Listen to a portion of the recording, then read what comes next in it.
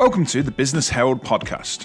The Business Herald is a weekly roundup of all of the top UK business news stories by email, social media, and this podcast. The podcast will feature some of the week's main stories, and we'll be joined by various business people on each episode to discuss the week's news and how it might impact a smaller business like yours. And hopefully we'll have some fun on a Friday too. I'm your host, Steven Mather. I'm a lawyer for SMEs, and I help business owners sleep better at night by sorting their legal problems out. Thanks for listening, and stay tuned for the next episode of the Business Herald. Okay, so welcome along to episode 25 of the Business Herald podcast. This week, I'm joined by Yemi Jackson. Yemi is the CEO of and founder of Engage Transform, a talent acquisition development company with the mission of increasing the placements of women and BAME talent in senior positions in STEM industries. Yemi has over 25 years experience prior to founding Engage Transform. She's also the founder of Building Inclusive Boards, BIB, a talent incubator and accelerator for minorities seeking board positions. She's a qualified accountant, member of the Associated Chartered Management of Accountants, and completed her MBA at Warwick Business School in 2018. Welcome along, Yemi. Thanks for joining us. Thank you, Steve. Thank you. Really appreciate it. It just shows you how much the world has changed, because we've literally become connected because I literally posted something on LinkedIn. And just to, she's kind of shared my background. I'm very, very new to social media. So I am very new to entrepreneurship, full stop. So up to 3 years ago, I never thought I had this entrepreneur gene. So I thought, I believed they were born, not made, but obviously I've proven that wrong. So I started my first business, Engage Transform, because I just felt I met a lot of people like me, right? So, they were highly qualified, lots of experience, but yet whenever I went, was either the only accountant, and I just knew and felt there was something missing. So there was the talent out there. The organizations were saying they couldn't find them. And I suspected that these people in the middle, which are the recruiters, there's some fantastic ones, were potentially the blockers. Right. 3 years on, I've proven that, yes, they are, in fact, because once it starts to get to leadership positions, which is what we do, for example, I'm working on a role right now that I am not advertising, because if I do, I'll get flooded, right? So what organizations tend to do is they'll go to really good talent acquisition companies that they trust to say, look, this is what we're looking for. This is the caliber, you sift through. So therefore, you've got this two-layered sifting goes on. So if they don't get past the talent acquisition team, the organization's going to see them.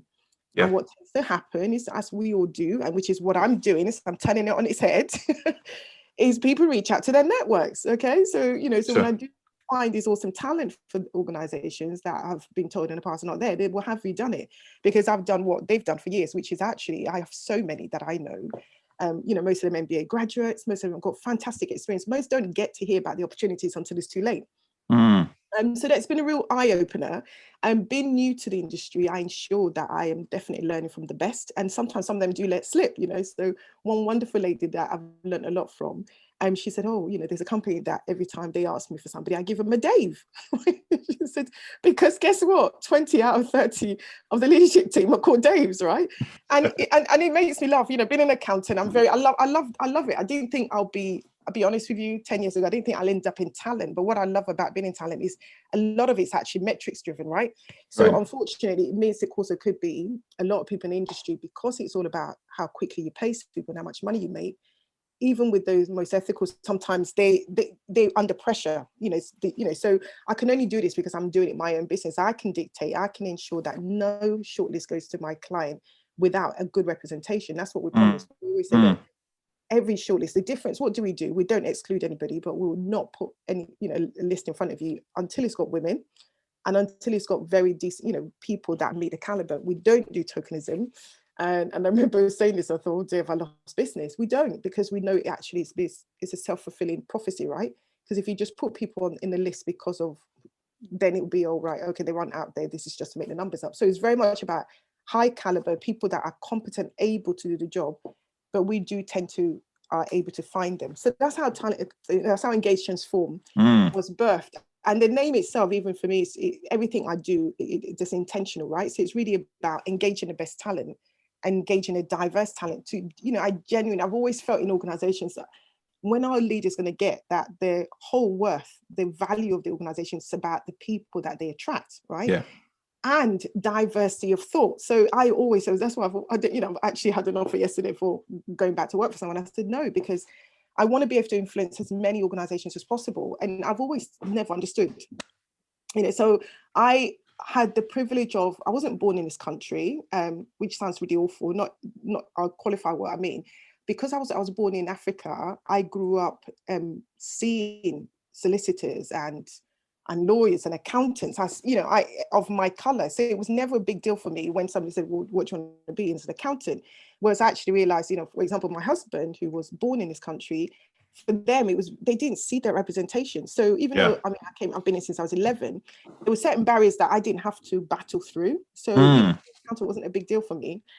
Until I did walk into a room and people do ask, are you actually qualified? It's like, actually, I've got 2 qualifications. One interview, the CEO kept going, and my boss was so embarrassed because, what, started to go, but she's got 2, she's ACMA and ACCA qualified, and he went a bit red in the face.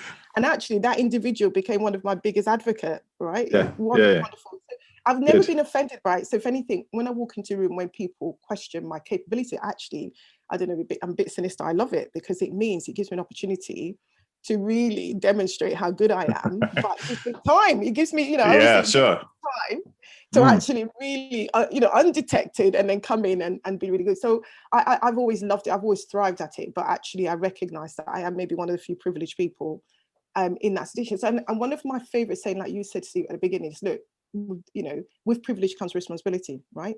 So this organization for me is, yes, obviously a lot of our fees come from the client. We don't charge our talent, but actually 50% of our service is to the candidate. So what I do is, when I meet people, depending on what stage they are, I will link them up with potentially executive leadership coaches, because some people, it's not about the fact they haven't got capability, but they no longer think they have, right? Somehow it's been, and that is, like I said, and that is regardless of race sometimes, So I had a white woman the other day, and I could say, we only had half an hour, but I could see she was almost quite close to tears as she started to talk about an experience that she had where she was not the right class for this organization, and she applied for first director role, and somebody got her in the corridor and said, how, you're embarrassing. Why did you even think you could ever apply? Yeah, it was shocking. Wow. What makes you think you could even apply for a role like that? So it just shows you that. So a lot of this stuff, so I'm very much about, how do we open up and break, the glass ceilings? Some people say it's a concrete ceiling when it comes to the race diversity. So yeah, so that engagement, so it was going really well. Obviously last year happened. And I think up to then I was treading water a bit, right? So I would always go to my client, we're all about diversity, but maybe I muffled it a little bit, right? And then last year it was just like, now shouting it from the rooftop, this is what we do. Right. And got bold enough to say, actually, don't come to us if you're about tokenism. And then actually people start to say, look, can you actually help us with non-executive directors? So we started off really more on that senior level position, but we never really thought about the boardroom. I don't know, even in my head, I never thought we'd get that far. So, and then someone said, well, could you help us find some NEDs? And I thought, oh, I like this. It's not don't make much for it, because it's, tends to be quite small fees on that one, but it was a great opportunity. And because of Engage Transform, I come across all this awesome talent, right? And I thought, I'll speak to a few of them. And I always say, look, we are the home of the first, because it's a bit dull if all we ever do is put people in front of you that's done exactly the same job before. I'm a bit cheeky with my clients, but like, right. So you want somebody who's done exactly the same job and exactly the same. which is one of the fundamental problems with the people that are recruiting, because they're asked to draw up a job person specification, and they basically write them but 10 years ago. Yeah. And that makes it more difficult for them to actually entertain in their mind that might be done by a black person or a female person. Yeah. And you come across it so often. Sometimes I win, sometimes I have lost out, because I'm trying to get them, and sometimes they're not ready. So I'm learning to read, and sometimes it's even diversity of thought. So anyway, this NED role, they came for one person, and they wanted somebody with digital transformation background, but somebody diverse, women, BAME. And they ended up taking 2. They were just like, when we've been out in the past, the caliber that comes back is just not good enough. So we don't appoint, but you brought such high caliber that we can't, it's 2 of them, and we are not going to choose a 22. We actually, we started from about 10. And they offered a BAME talent, a gentleman, and a white woman. It was wonderful. And what was lovely about it was, Jack's, oh, sorry, I should probably, she couldn't believe it that it was her first NED role. And I was just like, you are born for this, right? You've got 20 years of experience. You've done this in major organizations. This company is like a 10 million pound business. What makes you think your experience? She still didn't feel kind of worthy, right? Whereas men, as much as, I'm sure he's had lots of knockbacks in terms of from a racial perspective, but he was a bit more, yeah, of course, Sure. It's only a matter of time before I'm recognized, right? It was just so lovely. And that started me thinking, oh, I want to do a bit more of this. And then I met the wonderful Charlotte, who actually set up Board Apprentice 7 years ago. And I mean, obviously very different journeys, Charlotte and I, but 7 years ago, she got extremely frustrated. She works in financial services and started her board position about age 40, one of the youngest female on the board. And she sits in about 100 boards. And she was challenging the boards that she's in, very challenging. She said, when are we going to address this diversity issue? And obviously the boards come back and say, but it's not, it's not because we don't want them, it's because they haven't got the experience, right? A bit like your first job when you come straight out of uni, where's the experience? I haven't got the experience because I'm chicken and egg, yeah. Mm. Right? So she goes, well, who's going to give them the experience? Who is going to give these individuals the experience? Because we're going to keep talking about this 10, yes, we are, unfortunately. She's 15 now, 15 years old. So that's the birth of Board Apprentice. So she created this opportunity. So why don't we give them a placement on our boards for 12 months? We assign a mentor to them within the boardroom. And then obviously she's still very much about corporate governance. She's got, we treat them corporate governance, and let's see how that goes. And it is actually, actually cited by the Parker Review and the Hampton Alexander Review as one of the stimulus for actually being able to achieve the 30% female on boards, right? Because they didn't have the experience. So this was a really good. So 78% of the alumni end up with end up landing a non-executive director role, either within the 12 months or straight after that. And what I love about the program, so when I heard, I thought, oh my gosh, and she's, I want to be a franchise. I want to do this, but I want to pivot my franchise a bit more towards the BAME talent. Sure. Because actually we now get in organizations because there's the pull and push, right? So we can train guys, but if there's no push from the institute investors on a lot of the boards to say, look, we want you to have more diversity. Yeah. So that's now starting to come. So the really smart organizations, those that are forward thinking, are thinking, okay, let's start to address this. So they were coming to Charlotte and saying, we want, but she didn't have enough in the pool, because not that she excluded them, but it's just, again, everybody reaches out to their pool. So a lot of her guys most of them were financial, from the sort of financial sector and things. Whereas I deliberately am industry agnostic, because that's how I find this awesome people. Because I say to people, look, we're not just about diversity in terms of visible ones. We are also about diversity of thought. So I always talk about my Russian CFO guy, this wonderful guy who I landed his first CFO role, straight out of an MBA. Because he just had the mindset to do it. And he beat people that had much more years of experience on paper, but he had the right mindset that the CEO wanted. CEO wanted somebody that was not just a regular CFO, that just wanted to sit and do the numbers. He wanted somebody that would come and challenge and work with him. And he was just perfect for the role, right? So really big on diversity of thought. So that's how birth of Build an Inclusive Board. So I was talking to Charlotte for a little while, and she's very bold, and she just said, almost like, when are you going to do it then? I thought, okay. And it's quite nice. I feel I haven't got a boss, but it's quite nice. So someone that gives me a bit of a kick, because obviously Engage Transform, I do it at my own pace, and things like that. What's been wonderful building inclusive boards is it's been fantastic for me, even as a small entrepreneur, because the corporate governance I've had to put in place, because it's a non-for-profit, I've had to put a steering committee in place, because what we're saying is, look, if we're telling people about corporate governance, we need to be able to demonstrate it. So I've got a group of people that I'm totally accountable to that will be saying to, look, how many apprentices have we got? How many host boards have we got? What can we do to support you? They interview. So for example, one of the ladies on my steering committee is an ex-Deloitte partner, an ex-lawyer, and also an executive coach who coaches a lot of these board positions, all right? So some of the, so I'm getting her to do the interview, because obviously there is a gap, right? And when she's interviewed, she was like, Yemi, I'm not sure they're ready.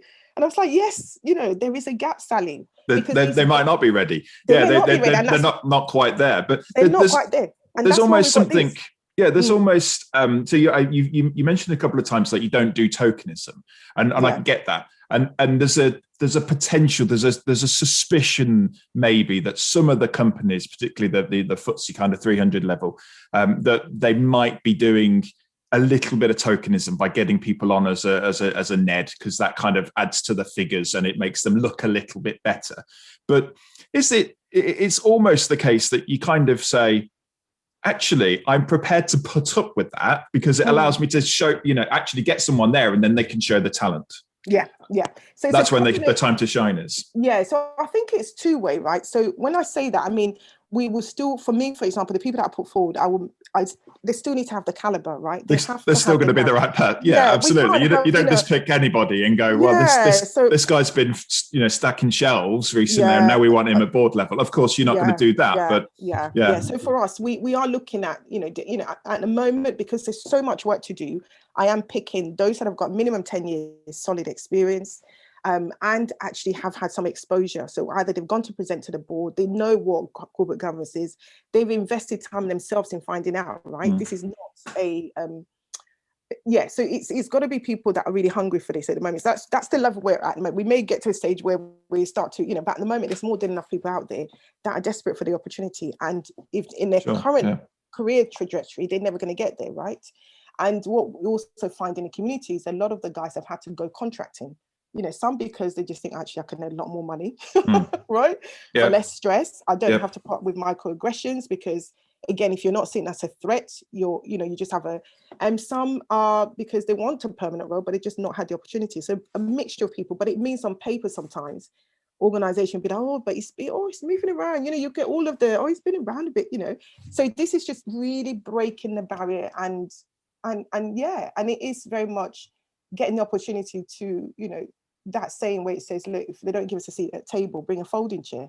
So what I say to the boards that we go to is, look, we know, and I'm very pragmatic as well. Sometimes I'm a bit too pragmatic, right? The reality of it is in any boardroom, you'd have 10 to 12 members. Yeah. Those positions are not going to be open every year. They're not going to go round. So it's going to take a while to get round, right? To even a point.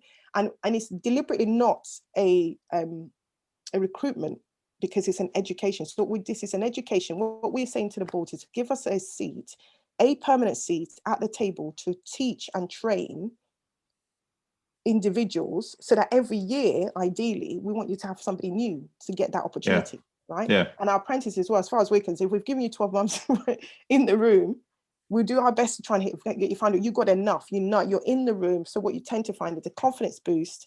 The boards love it. So it's a bit of a two-way mentoring, right? So they're learning, they're having people in the room that they probably won't be normally in a social circle. Yeah.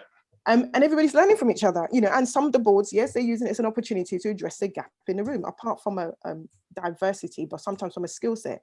And some people might think, but that's this, but believe me, our apprentices are not the one losing out of this. They are gaining. No.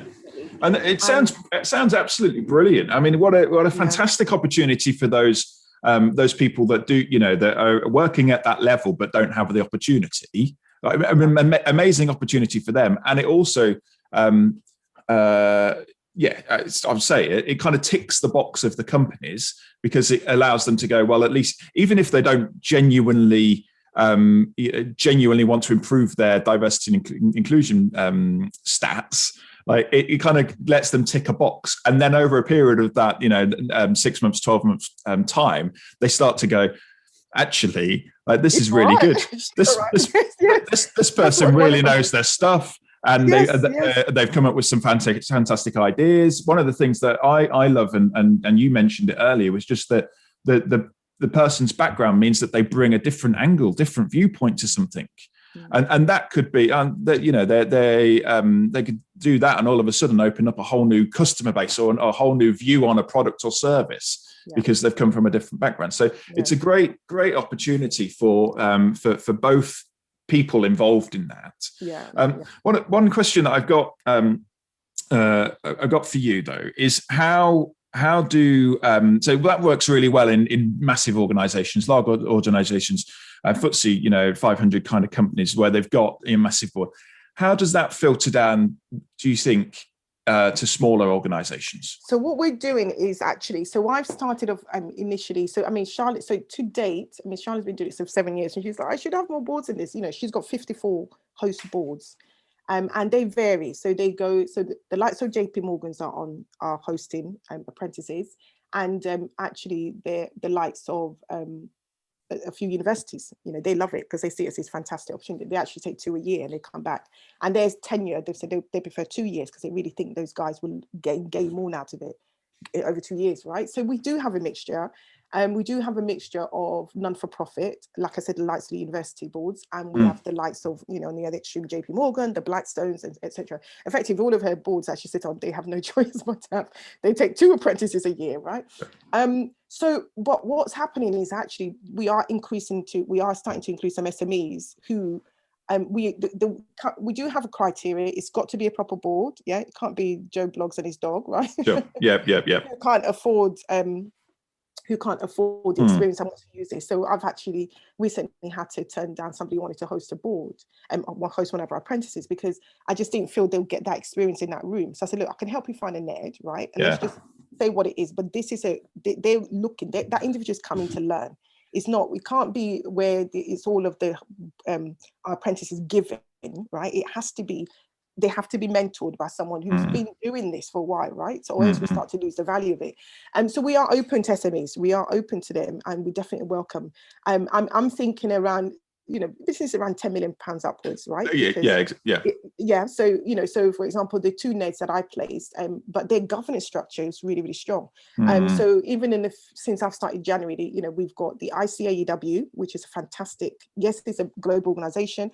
But what's lovely about them is they have several boards. So they said, cheeky me, it was like, can we have an apprentice on each of your boards? And I'm like, no, steady, Yemi, let's just try one first, which is going to be fantastic because these guys they are all about corporate governance, but they know they haven't got the diversity that's required. Because historically, to be on their board, you have to be ACA qualified. But the gap is potentially technology. So they're going to test this out and see how it works. I've got another quite big housing association who again have lots of committees. But I said, let's try it on our main board first. Because even though for this housing association, even though the CEO is black and the chairman is BAME, but the 11 board members are all white. Because I think historically people didn't even think it was an option for them. They didn't know how to go about it. So I just hope that what this does is builds the confidence. Like you said, as I'm very much about when you get people, once you start to get people connecting on a level that is not, the barriers start to come down. I just find that the subtlety of it, that actually, like you said, when they start to watch, some of them will be watching from the corner of their eye and actually say these individuals just as good as the people that they would have nudged in the past. So really hope that it's going to be, well, it's proven to be quite effective. And what we are, for us, the effectiveness of the program is the number of host boards we get. So that's what I'd like to appeal to anybody that's listening to this. If your business is £10 million upwards and you want some diversity around the table, please do give us a seat at the table. What we tend to find a lot of the SMEs, obviously, because they're getting access to really high caliber talent, most often or not, they'd end up offering them a NED role, right? Of course, And there's one wonderful story that Charlotte shares where, pretty high flyer financial services, and because obviously our apprentices choose which, when the host board opportunity comes, they will choose which one they want to apply for.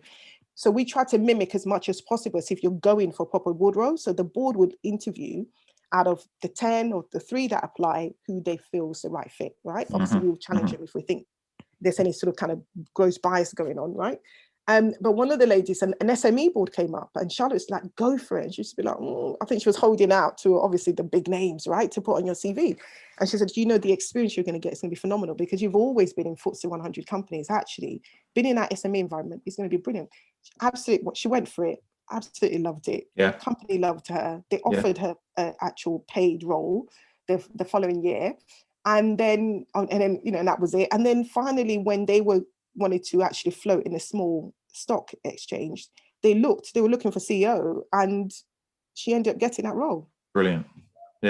So what I love about it is it's just breaking barriers both ways, because I deliberately, in my career, I started off with £20 billion business and deliberately went smaller and smaller and smaller. And as I went to small organizations, I was able to get the breadth, and that's probably how I was able to get into it still took me too long. I should have been a finance director a lot earlier, but I did end up getting my FD role because I went to a small organization. I loved it. It gave me a breadth of experience.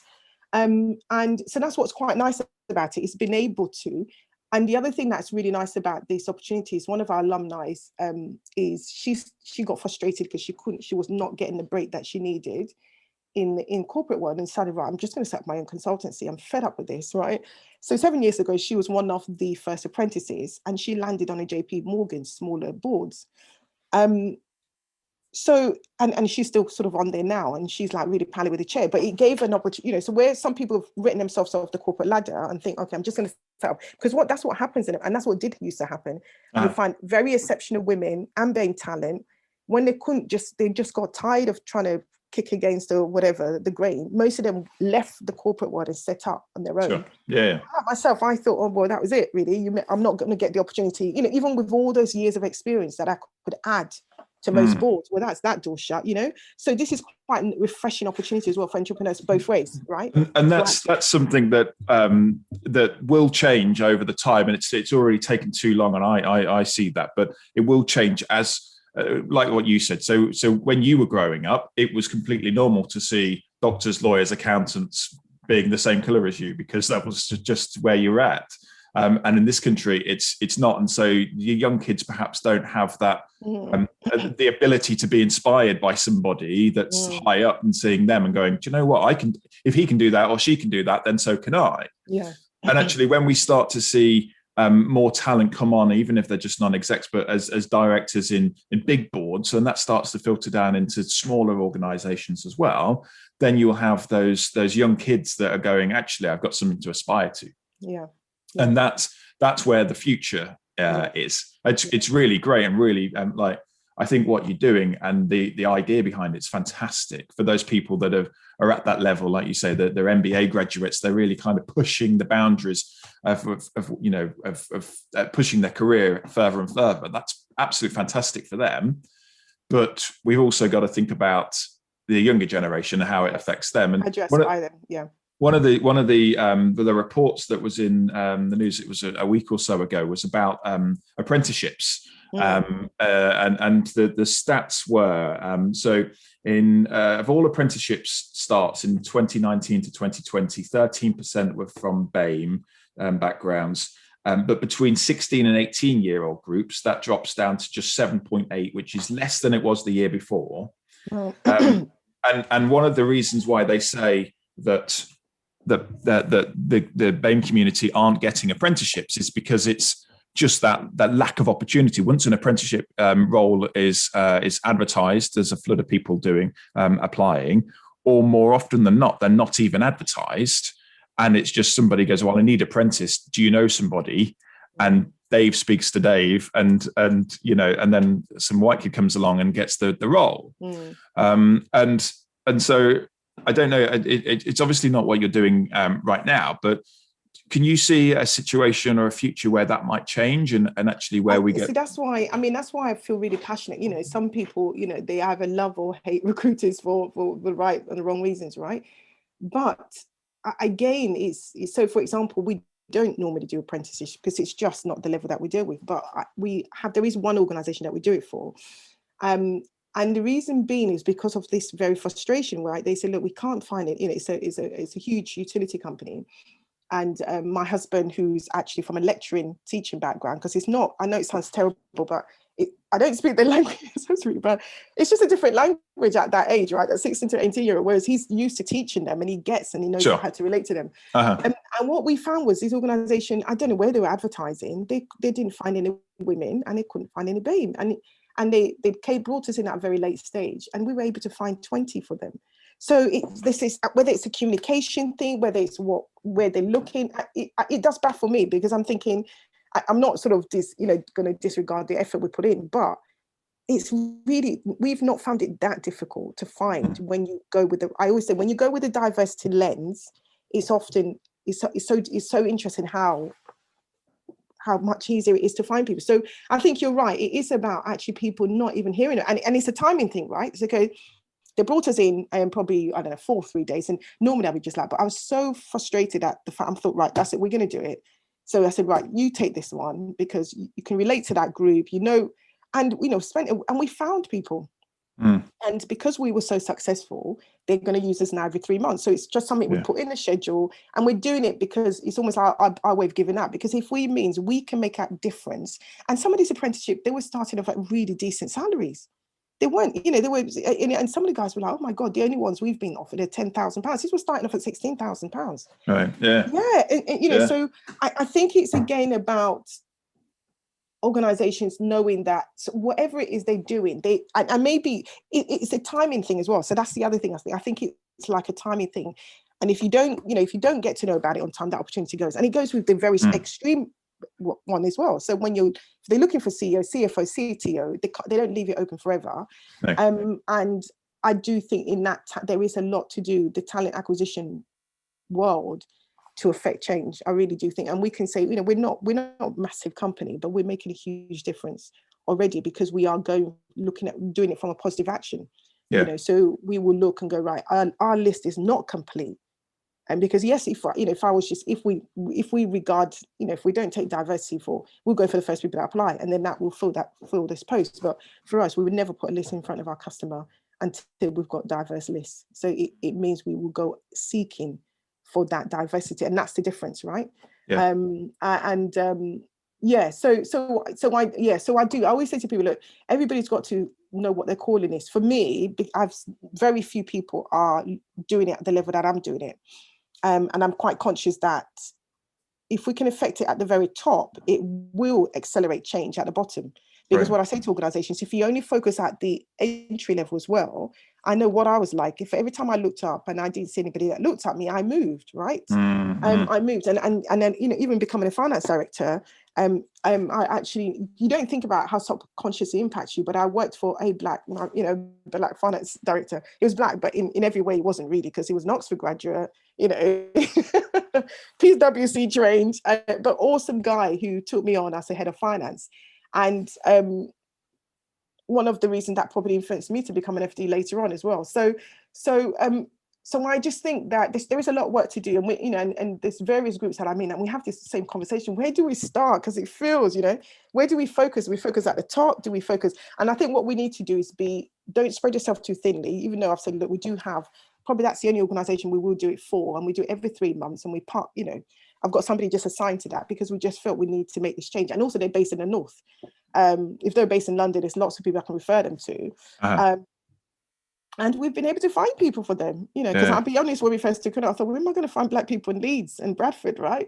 And they're there. The north isn't just all white, absolutely. Yeah. And they're there, and they are, and they're astounded at somebody seeking out them for these opportunities. It actually, kind of joking aside, it perhaps is an even bigger issue, in that, like you say, if you go to London, the pool of talent there is going to be easier for you to find black people to be able to apply. But as you move up the country, it no doubt gets harder, and perhaps not harder because they're not there, but harder because they don't have the people around them to give them that inspiration. Because somebody that has grown up in Leeds, probably don't have the number of inspirational figures in their life that somebody might do, having worked and seen down in London, like you're working for that FD that you work for. At least you worked for somebody at a black FD, and that kind of gave you something. Yeah. But somebody up north might not quite have that opportunity, I guess. Absolutely fascinating. Absolutely. So for me, I call it my bib is my evening job, right? It's my night job, engage trans with my day job. But I absolutely love it, and I have to get the balance, because I'm very passionate about it, and it's just wonderful to be able to knock on those big doors and say, right, guys, you've got a problem, here's a solution, right? Obviously, some of them are nervous about the sort of confidentiality, but this is just something, and I'm working with Charlotte because I like to. There's no point reinventing the wheel. It's a fantastic program. All of these sort of NDAs, everything's written, all the contracts. So when we start to show them this, that look, JP Morgan's doing this. If they're doing it, this. So some people worried about confidential. All of that is no different to appointing a NED. The only difference is that these guys are using it. You're giving somebody an opportunity to train, and increase their future opportunities, really. And we've got so many case studies. of how effective it's been. So very exciting. And that is the key for it to be successful, like nationwide, is the case studies to show there's a success behind it. At the moment, you have, the larger organizations, quite rightly too, but those ones that have institutional investors turning around and saying, if you don't do this, then we're going to change and we're going to remove our funding or whatever. That gives them the kick up the backside that they need to start it. They then realize that actually these people have got a huge amount of talent and can add a significant amount of value to us and our business and our customers and our offering. And then as more people see that flowing down from the big organizations, the medium organizations will go, maybe we should look at that as well then. Mm-hmm. And then that will also then flow down into the smaller operators, sort of, the sub sort of maybe 10, 15 mil categories, where then they do still have a board function, but they're going, well, actually, maybe we need to look at that as well. And not just because they want to tick a box and be tokenism, but actually because there's some real value to add there.